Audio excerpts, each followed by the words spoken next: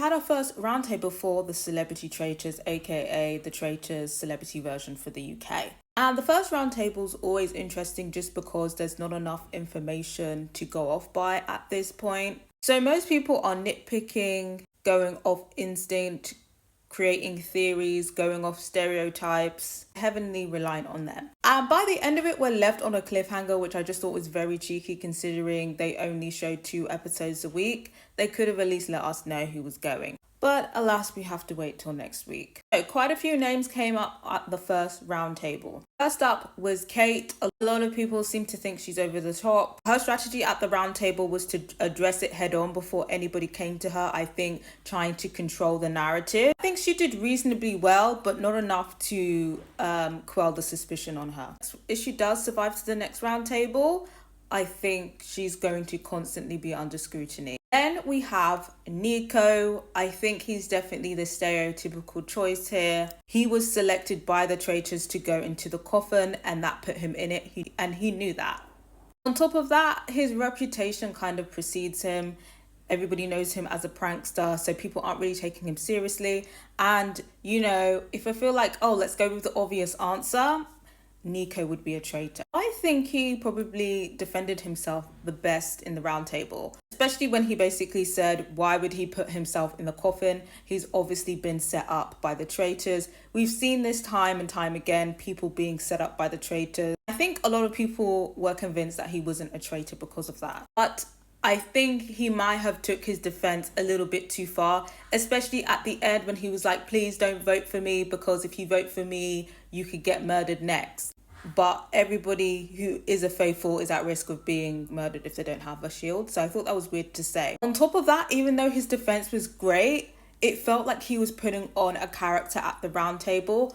And then considering the task, we see them give a clue of the mailbox, reminding everybody of his skit of when he wanted to be mayor of London. His round table kind of felt like his mayor skit. So I think maybe people will think he's putting on an act that's suspicious, let me vote for him. So I think he definitely needs to reel that in. I think when you're a content creator and you're used to performing all the time, especially when you're publicly speaking, I think maybe it can't, and then also you're kind of on this show to help your brand. I think because he lives that life, I think it's hard for him to turn it off and just be a normal person, because right now he seems like he's performing, and I think that could be to his detriment. So if he survives the next round table, he definitely needs to tone that down. The next name that was brought up was Tamika. Her name was brought up once at the round table, but she got 2 votes so far. We don't know what the final votes are. And again, people were saying that she reacted over the top. I forgot what his name is. I think he's Scottish, but he came for her and he was, you know, trying to insinuate that she's nervous all the time. Her behavior has changed since the round table, really going in on Tamika. And Tamika, she didn't really defend herself the best, but she deflected really quickly. I think she was trying to make a point, it didn't land, and then she quickly went, okay, let me put the heat on Kate. She was smart to do. I guess she kind of saved it for herself, but she's definitely somebody who's going to come up again, just because we know if it is Kate who goes or Nico who goes, they're both faithfuls. So who are now people going to be looking at? Tamika. Her name has come up a lot within the house, just not as much as the round table, so people are going to be saving that name for later. And then the final name that came up is Tom Daley. He was only named once, but he has come up more than once amongst the group.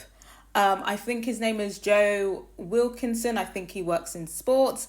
He put Tom Daley's name in it, but the reasoning didn't really make sense. Like, he just made up a very poor argument. But because Tom is so bold, I think his name could come up in the future. And I think it might be interesting to see how Tom moves moving forward. Like, maybe he might want to reel it back a bit, because now him having a big mouth has put a target on him. Alan's name didn't come up as somebody who was suspicious, but I think his conduct at the table will bring suspicion on him, has brought suspicion on him, especially when he was saying things about how Paloma suspected 2 people and she was going to tell him, but she didn't find out because she got murdered. That seemed really suspicious. And I think people might be looking into those two names, but either way, that was a theory from Paloma Faith. We know that she's a faithful and not a traitor. She was also clutching at straws as well. So who really cares about those two names? But I think the story of these ominous two names will bring suspicion on Alan in the future. Interestingly, Claire's name was not brought up at the table despite her fumbling the challenge really badly and doing a move which I would consider to be a traitor move. So I don't know whether people are giving her the benefit of the doubt or whether people are going to save her name for later. Anyway, by the end of the round table, it's clearly between Nico and Kate. Out of the two, I would prefer Nico for entertainment, but it's looking like it's very close. And I think it's Stephen Fry who's going to be the decider. And I don't know who he's going to choose because he's suspecting Nico, but he seems impressed with his argument. If I was to stereotype Stephen Fry, I would say that he's going to vote for Nico.